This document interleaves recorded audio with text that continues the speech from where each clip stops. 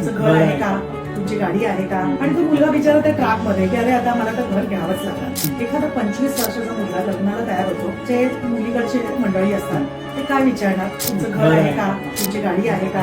आणि तो मुलगा बिचारा त्या ट्रॅक मध्ये की अरे आता मला तर घर घ्यावंच लागणार. त्याचा पगार आणि त्याची तेवढी खरंच तो अफोर्ड करू शकतो का, हा मग त्या इमोशनल प्रेशर येतो की बाबा माझं घर असलं पाहिजे तरच माझं लग्न.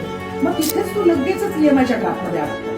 तू नंतर पुढे बघ, मूल होतं, अरे आता मला 1 BHK पुरणार नाही, आता मला 2 BHK घरायला लागणार. मुलीला बाळाला आपल्या चांगलं आयुष्य द्यायचं. ते बाळाचं संगोपनाचं काय, त्याच्या पुढच्या शिक्षणाचं काय. तर तिथे कुठेतरी ना हे इमोशनल डिसिजन्स घेतले जातात. जिथे आम्ही काय करतो माहिती लाईफला, नीट आता नवरा बायको तर त्यांना आमच्या समोर बसवतो, प्रॉपर फायनान्शियल प्लॅन टाकतो. तिकडे त्यांचे दोघांचे पगार आखले जातात, पुढचे खर्च काय, त्यांची स्वप्न काय, आणि मग त्याच्यात तुमचं घर बसतंय का, तुमच्या गाडीचं स्वप्न बसतंय का. बसत असेल तर येस लगेच सांगतो आत्ताच्या आत्ता घ्या, जेवढं लवकर घ्या तेवढं बघा. पण नसेल बसत तर स्पष्ट सांगतो बाबा हे नाही जाणार, तू थोडंसं तुम्ही हे डिले करा.